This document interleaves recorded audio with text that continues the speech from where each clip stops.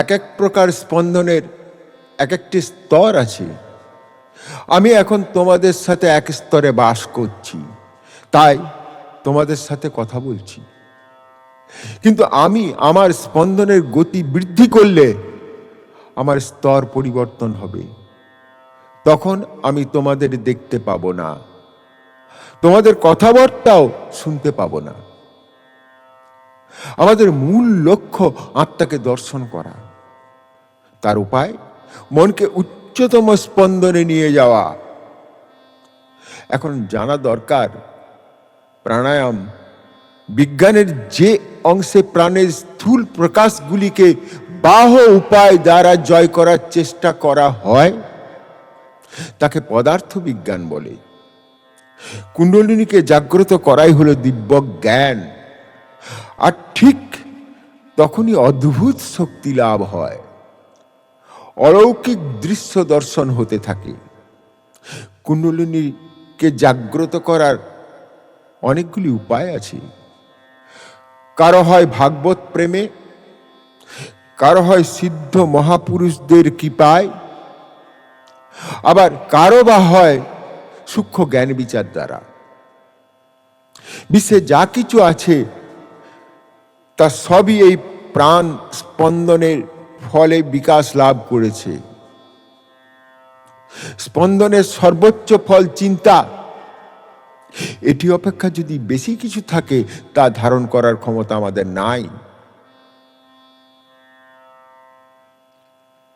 ইড়া পিঙ্গলা নাড়ি দুটি প্রাণের সাহায্যে কাজ করে। প্রাণ বিভিন্ন শক্তিরূপে পরিণত হয়ে শরীরের প্রত্যেকটি অঙ্গকে পরিচালিত করে।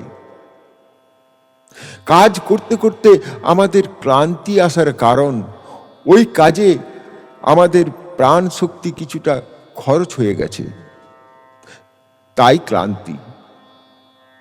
যদি রক্ত প্রবাহ চলাচলে কোনো বাধা না পায়, যদি রক্ত বিশুদ্ধ সতেজ হয়, তবে সব বিষয়েই কল্যাণ হয়। রোগের কারণ বীজাণু যদি শরীর থেকে বের করা হলো, তখন সেই রক্তে অন্য কোনো বাহ্য বস্তু কি করে ঢুকবে? যতদিন না দেহ রোগের বীজকে ভিতরে প্রবেশ করতে দেয়, যতদিন না দেহের প্রাণ শক্তি ক্ষীণ হয়ে আসে বা তার বৃদ্ধির অনুকূল পরিবেশ তৈরি করে, ততদিন জগতের কোনো বীজাণুর ক্ষমতা নাই যে শরীরকে রোগগ্রস্ত করে।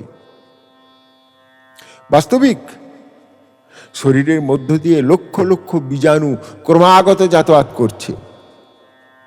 যতদিন শরীরটি সতেজ থাকে ততদিন ওইগুলির অস্তিত্ব কেউ বুঝতে পারে না। শরীর যখন দুর্বল হয়, কেবল তখনই বীজাণুগুলি শরীর দখল করে রোগ সৃষ্টি করে। আমাদের একমাত্র কর্তব্য হোক মানুষের মধ্যে শক্তি সঞ্চার করা, রক্তকে বিশুদ্ধ করা, শরীরকে সতেজ রাখা, যাতে শরীর সব রকম বাহ্য বিষয়ের প্রবেশ প্রতিরোধ করতে পারে। নিয়মিত প্রাণায়ামের ফলে শ্বাসক্রিয়া নিয়ন্ত্রিত হয়, প্রাণের ক্রিয়া ছন্দবদ্ধ হয়ে ওঠে। প্রাণ যখন নিয়মিত ছন্দে চলে তখন দেহের সবকিছুই ঠিক ঠিক কাজ করে।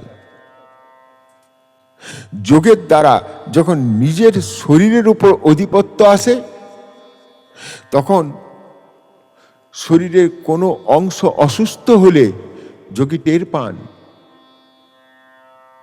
প্রাণ সেখানে ঠিক ছন্দে চলছে না,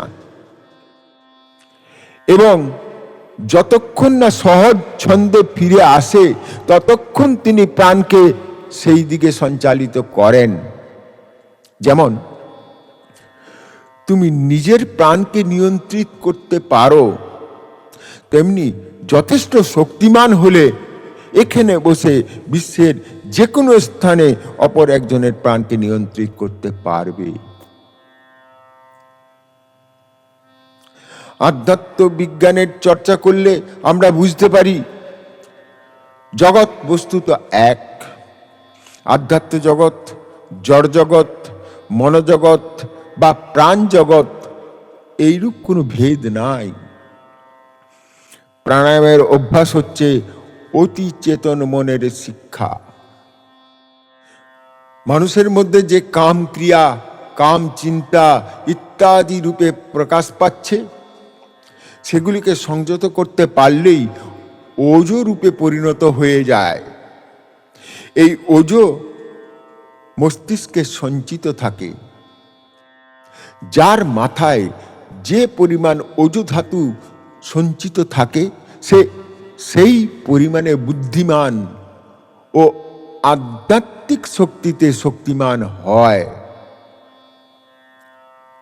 এক ব্যক্তি অতি সুন্দর ভাষায় সুন্দর ভাব ব্যক্ত করছেন, কিন্তু লোক আকৃষ্ট হচ্ছে না। আবার অপর ব্যক্তি খুব সুন্দর ভাষায় সুন্দর ভাব ব্যক্ত করছেন, এমন নয়, কিন্তু তার কথায় লোক মুগ্ধ হচ্ছে। এর কারণ যে সকল কাজ অবচেতনভাবে হচ্ছে সেগুলি আমরাই করছি, কিন্তু অজ্ঞাতসারে। খাবার খাওয়া এবং তা হজম করা আমার কাজ, কিন্তু খাবার থেকে রক্ত উৎপন্ন করা, সেই রক্তকে শিরা ধমনীর সাহায্যে শরীরের সমস্ত অংশে পাঠিয়ে সবল করার কাজ আমার নয়।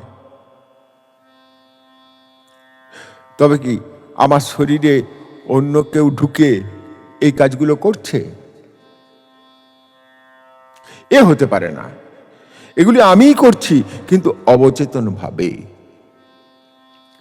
যোগের দ্বারা এগুলিকে চেতন ভূমিতে আনা যায়। মানুষের মন দুই স্তরে কাজ করতে পারে।